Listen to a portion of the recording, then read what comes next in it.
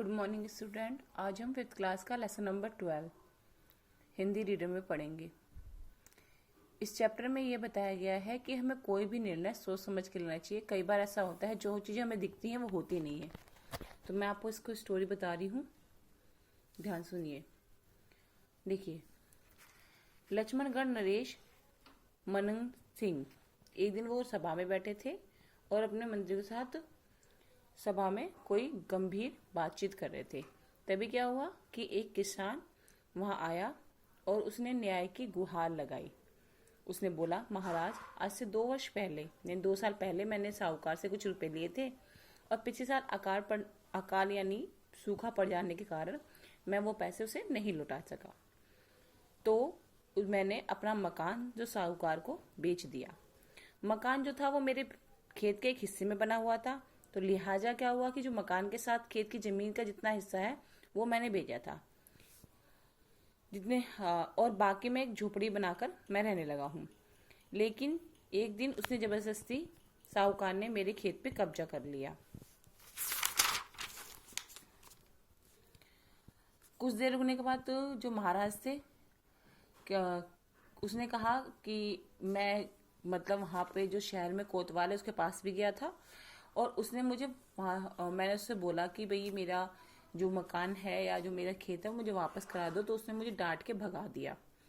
मैं सत्य कहता हूँ महाराज, मैंने खेत नहीं बेचा था, मैंने सिर्फ मकान बेचा था, इसलिए आप मेरे साथ न्याय कीजिए।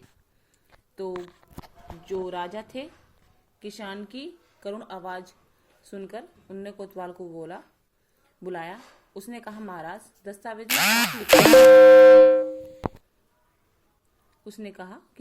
में साफ लिखा है कि खेत और मकान दोनों ही साहूकार को बेच दिया।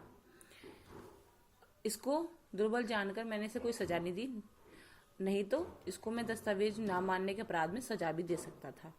यह सुनकर किसान ने कहा, महाराज, मैं अनपढ़ हूँ और मुझे नहीं मालूम कि दस्तावेज में क्या लिखा था। मैं आपको विश्वास दिलाता हूँ कि मैंने पूरा खेत ना बेचकर जितनी भूमि पर मेरा मकान बना है मैंने वही बेचा है। अगर मुझे न्याय नहीं मिला तो मैं बर्बाद हो जाऊंगा। अब जो राजा था उसको मामला बड़ा पेचीदा लगने लगा। उसने कहा, ठीक है, तुम जाओ, मैं बाद में बताता हूँ। वो राजा रात भर सोचता रहा और फिर उसने क्या करा कि अपने जो पहले एक वृद्ध मंत्री थे उनकी सहायता लेने के लिए सोची। उनका नाम बुद्धिसेन था। उन्होंने अगले दिन दरबार में बुद्धिसेन को बुलाया और सब बातें बताई और बोला कि अभी आप इस पे राय दीजिए। अगले दिन एक कर्मचारी को भेजकर साहूकार ने दस्तावेज लेने के लिए उपस्थित होना। जब साहूकार आ गया तो बुद्धिसेन ने दस्तावेज पढ़े, मतलब जो कागजात थे वो पढ़े।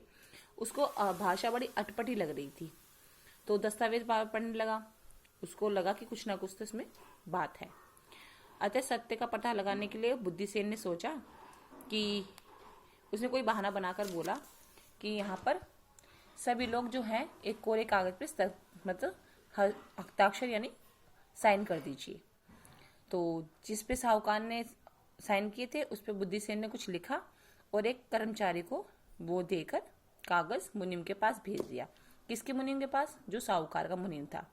उसने मुनीम ने वो कागज पढ़ा और जो कागज यानी जो लेके आया था उसको वो बही खाता दे दिया, यानी वहां उसे जिस वक्त जो किसान ने मकान और खेत बेचा था।